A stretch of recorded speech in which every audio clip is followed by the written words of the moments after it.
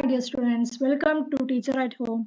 Today class we are going to learn the 8th chapter, Secularism. When different cultures and communities exist within the same country, how should a democratic state ensure quality for each of them? This is a question that emerged in the previous chapter.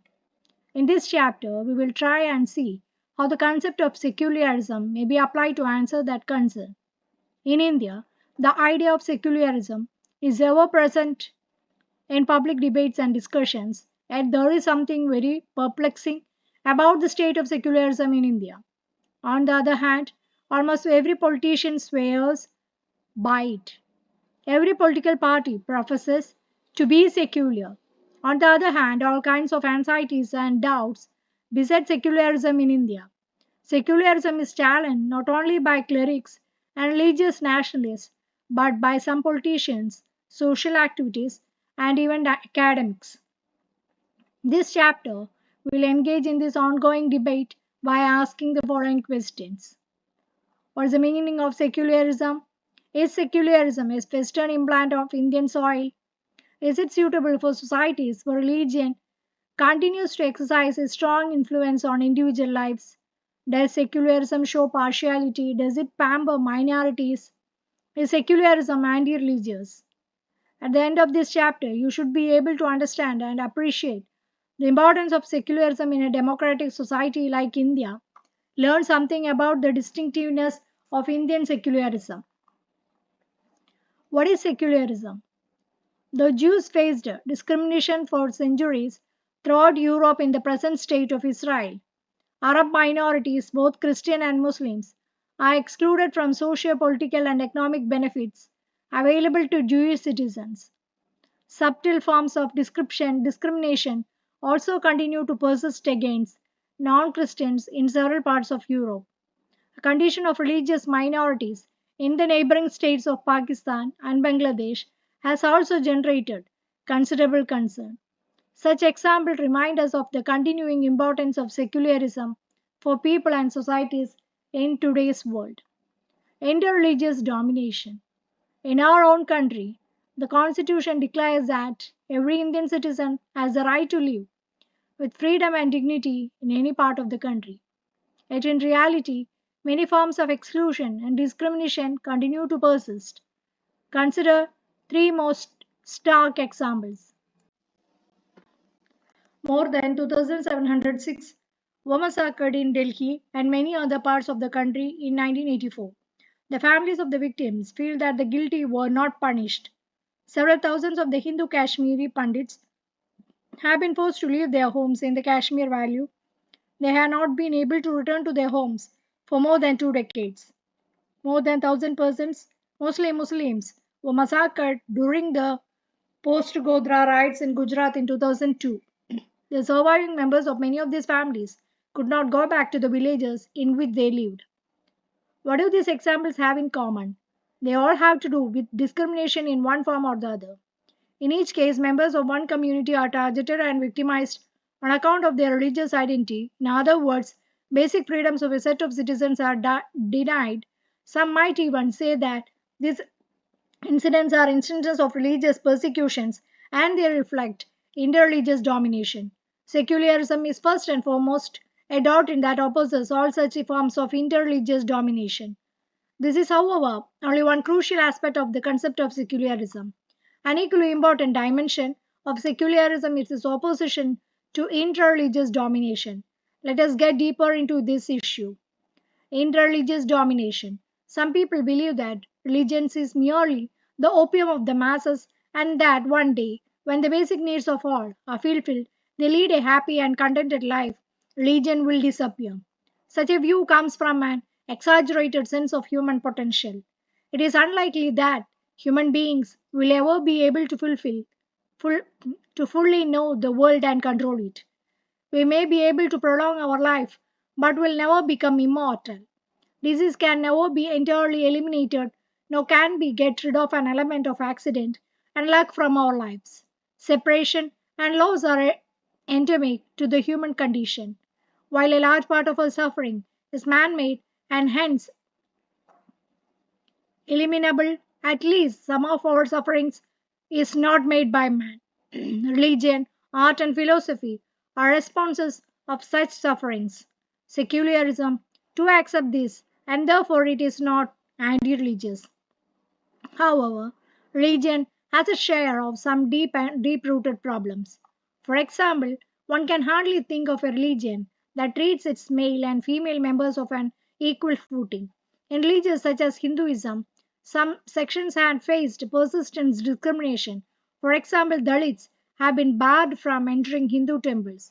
In some parts of the country, Hindu women cannot enter temples. When religion is organized, it is frequently taken over by its most conservative faction, which does not tolerate any dissent.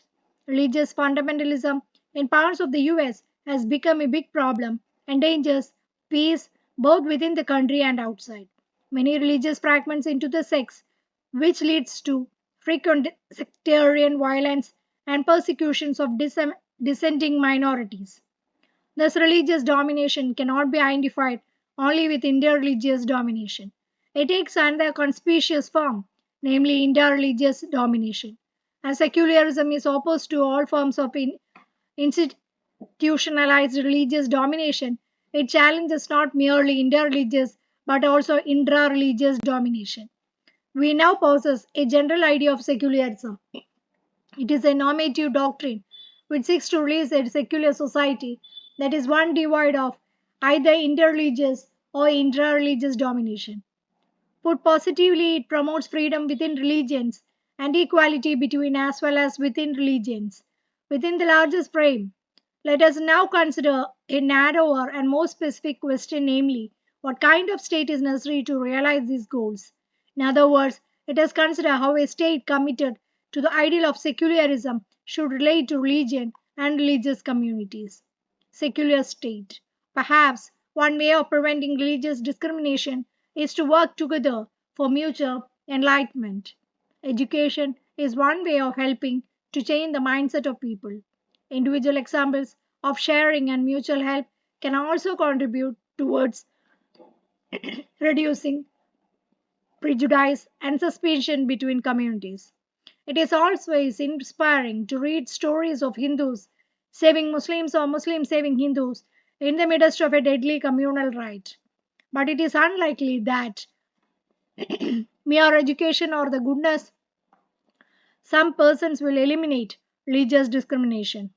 In modern society, states have enormous public power. How they function is bound to make a crucial difference to the outcome of any struggle to create a society less ridden with inter-community conflict and religious discrimination. For this reason, we need to see what kind of state is needed to prevent religious conflict and to promote religious harmony. How should a state prevent domination by any religious group? For a start, a state must not be run by the heads of any particular religion. A state governed directly by a priestly order, it is called theocratic. Theocratic states, such as the Papal states of Europe in medieval times or in recent times, the Taliban controlled state, lacking separation between religious and political institutions, are known for their hierarchies and oppressions and reluctance to allow freedom of religion to members of other religious groups.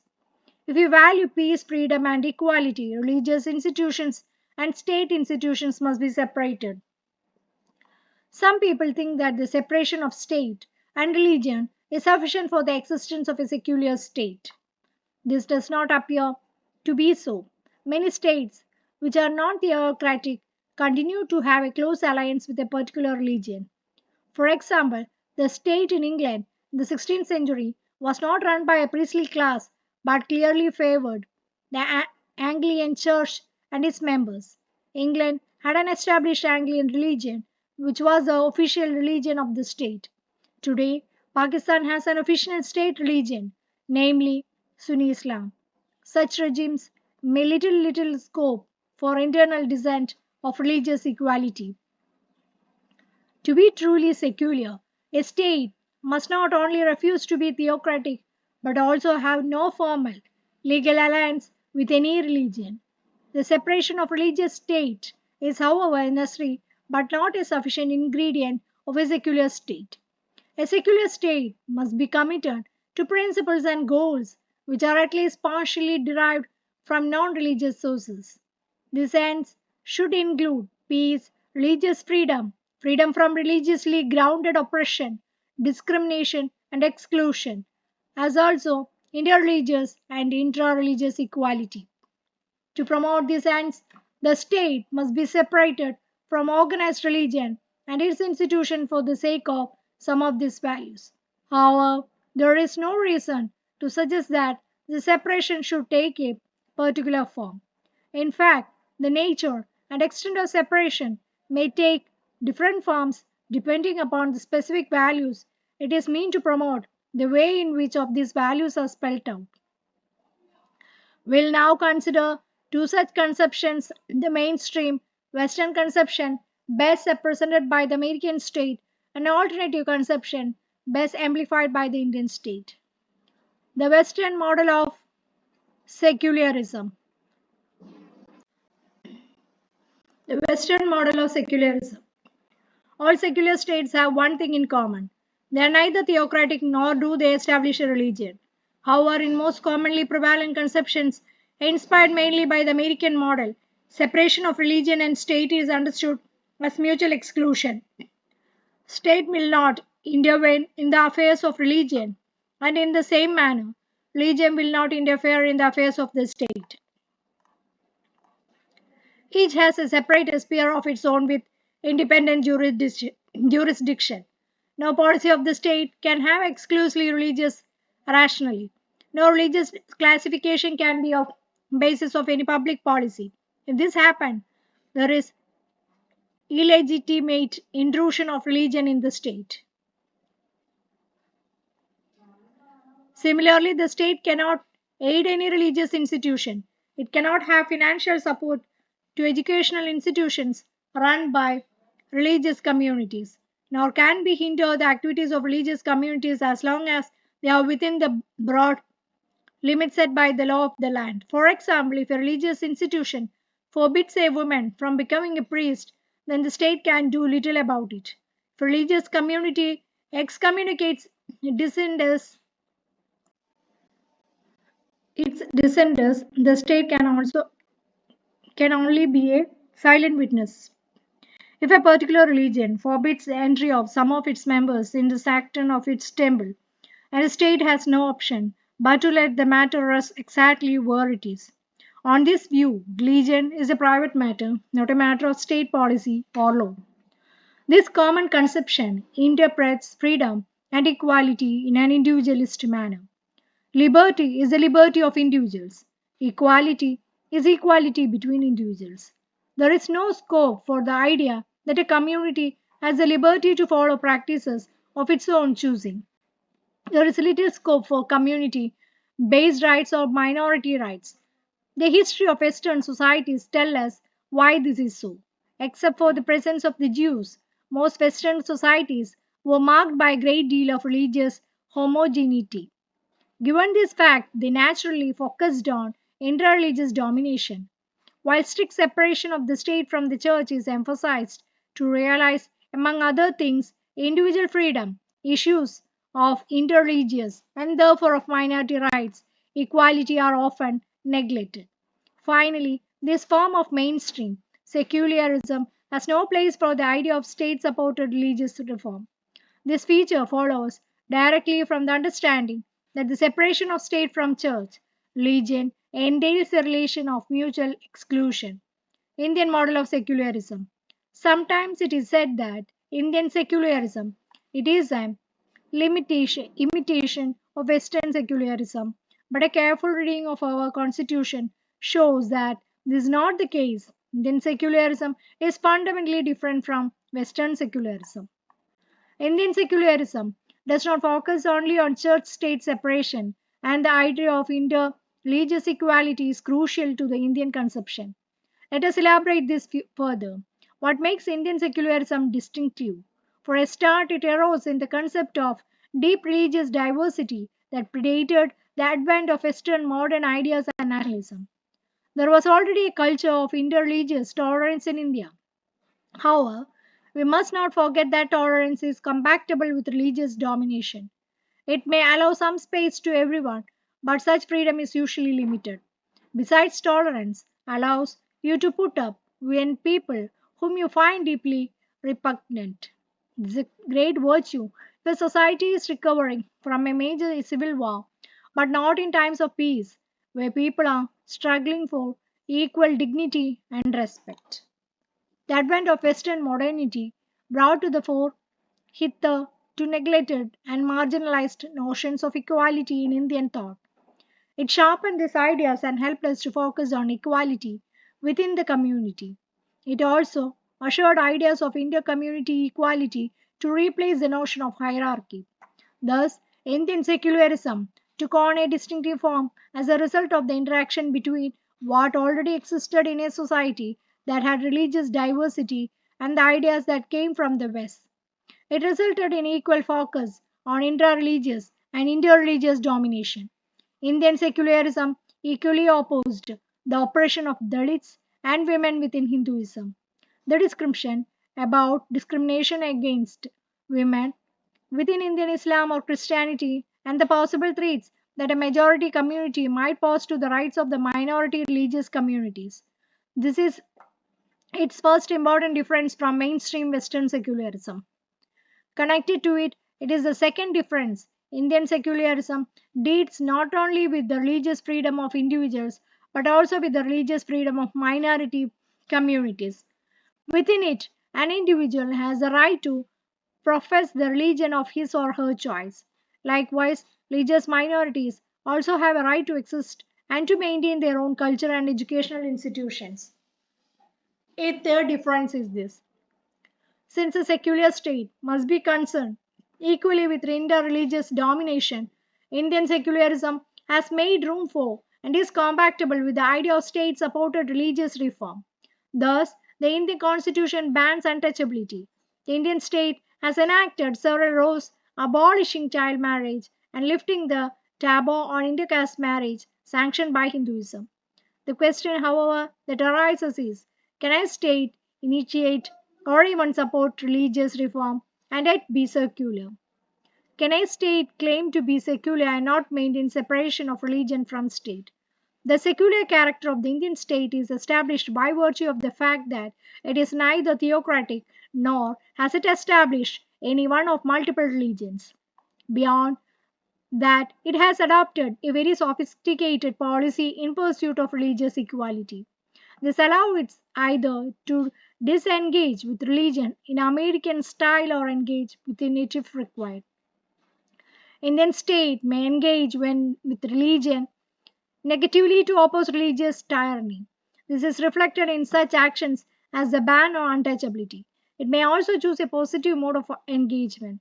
Thus, the Indian constitution grants all religious minorities the right to establish and maintain their own educational institutions, which may receive assistance from the state.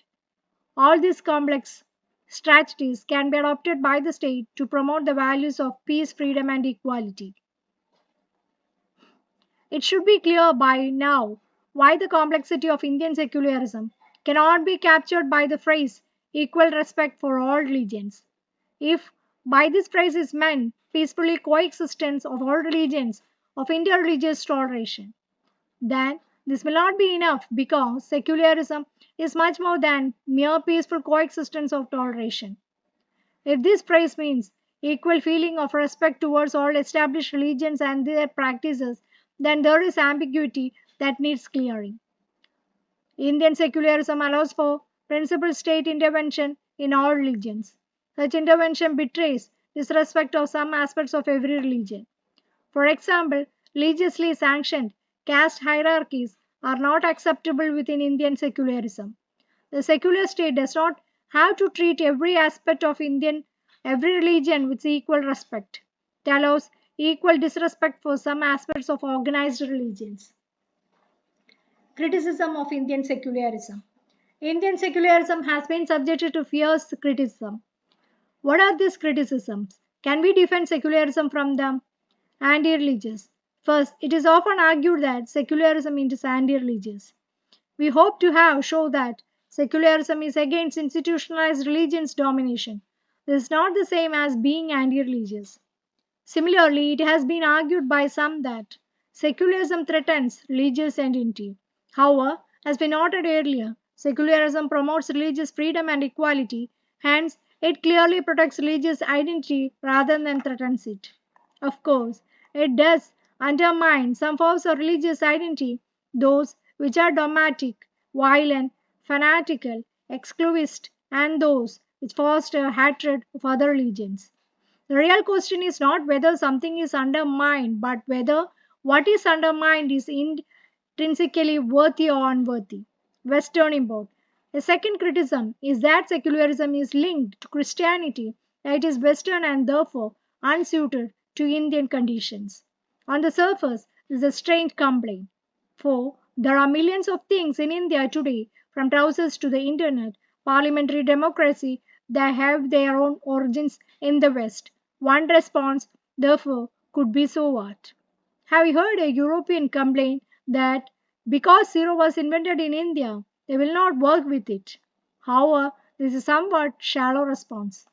The more important and relevant point is that for a state to be truly secular, it must have ends of its own. Western state became secular when, at an important level, they challenged the control of established religious authority over social and political life. Western model of secularism is not therefore a product of the Christian world. What of the claim that is Western? The mutual exclusion of religion and state, which is supposed to be ideal of Western secular states, is also not the defining feature of all secular states. Idea of separation can be interpreted differently by different societies. A secular state may keep a principled distance from religion to promote peace between communities, and it may also intervene to protect the rights of specific communities. This exactly is what has happened in India. India evolved a variant of secularism that is not just an implant from the Western on Indian soil. The fact is that secularism has both Western and non Western origins. In the West, it was the church state separation which was central, and in countries such as India, the idea of peaceful coexistence of different religious communities has been important. Minoritism. A third accusation against the secularism is the charge of minoritism. It is true that Indian secularism advocates minority rights. So the question is this justified? Consider four adults in a compartment of a train traveling at the fastest speed imaginable. In the middle of the journey, one of the four passengers expresses a desire to smoke. Second one complains that he cannot bear cigarette smoke. The other two passengers smoke too but say nothing. Clearly, there is a conflict between two passengers. A suggestion is made that it may be resolved by vote. The two mild smokers go along with the addict, and the non smoker is defeated by a margin of two votes. The person in the minority loses, but the result appears fair because a proper democratic procedure adopted by common agreement was followed. Now alter the situation a bit. Suppose that the non-smoker suffers from asthma. Smoking can induce a life-threatening attack to him. His preference that the other person does not smoke expresses now his fundamental and very urgent interest. Would the procedure previously followed of going with the decisions of the majority be fair in such a contest? Do you think that the addicted smoker should refrain till the train reaches its destination? You will agree that when it comes to fundamental interests, voting as a democratic procedure is inappropriate. A person has a prior right to his satisfaction of his or her significant interests. What holds true for individuals also holds for communities. The most fundamental interest of minorities must not be harmed and must be protected by constitutional law. This is exactly how it is in the Indian Constitution. Minority rights are justified as long as these rights protect their fundamental interests. At this point, someone might still say that minority rights are special privileges which come with some cost to of others. Why, then, should such special privilege be given? The question can be best answered by another example. Consider that a film is being shown in an auditorium on the first floor. The auditorium is accessible by a staircase. Everyone is free to buy a ticket, go up the stairs and see the film. Or are they? Is everyone really free? Suppose that among avid film goers are some old people, some who have recently broken a leg, and others who have long been physically challenged. None of them can really climb up the stairs. Do you think it would be wrong if a lift or a ramp was provided for people in wheelchairs?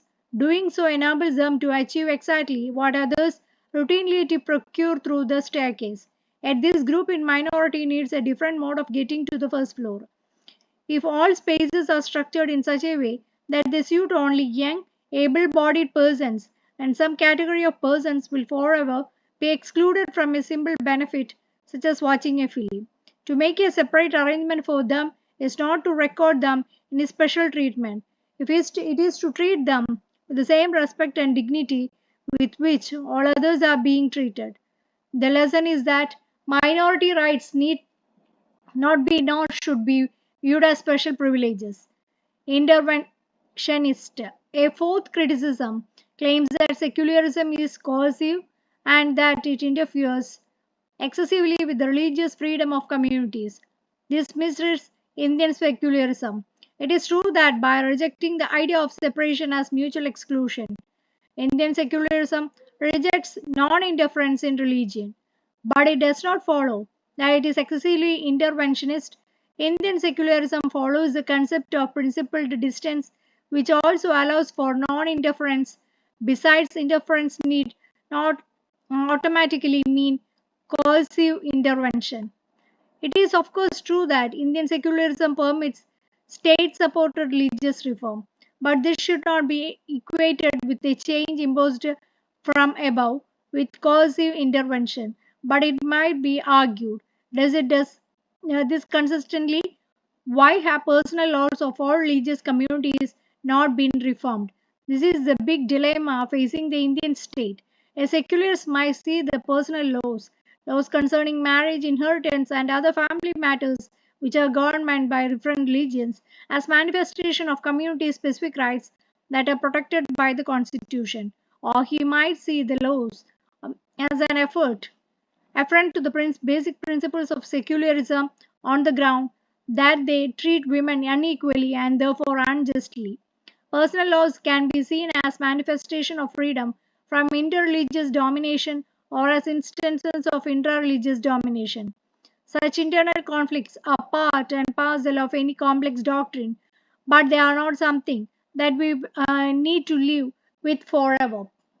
Personal laws can be reformed in such a way that they continue to exemplify both minority rights and equality between men and women. But such reform should neither be brought about by state or group coercion, nor should the state adopt a policy of total distance from it. The state might act as a facilitator by supporting liberal and democratic voices within every religion. Vote bank politics. Fifth, there is argument that secularism encourages the politics of vote banks. As an empirical claim, is not entirely false. However, we need to put this issue in perspective. First, in a democracy, politicians are bound to seek votes. That is part of their job, and that is what democratic politics is largely about. To blame a politician for pursuing a group of people or promising to initiate a policy with the motivation to secure their votes is unfair. The real question is what precisely the vote is sought for. Is it to promote solely his self interest or power, or is it also for the welfare of the group in question? If the group which voted for the politician does not get any benefit from this act, then surely the politician must be blamed.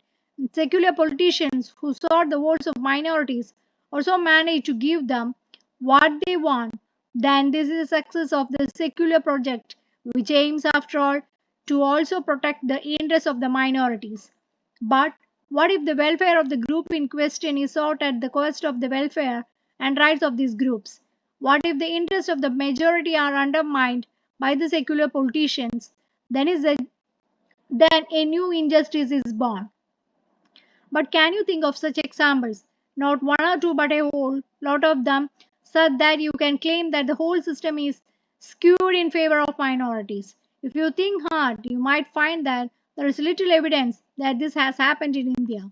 In short, there is nothing wrong with vote bank politics as such, but only with a form of vote bank politics that generates injustice.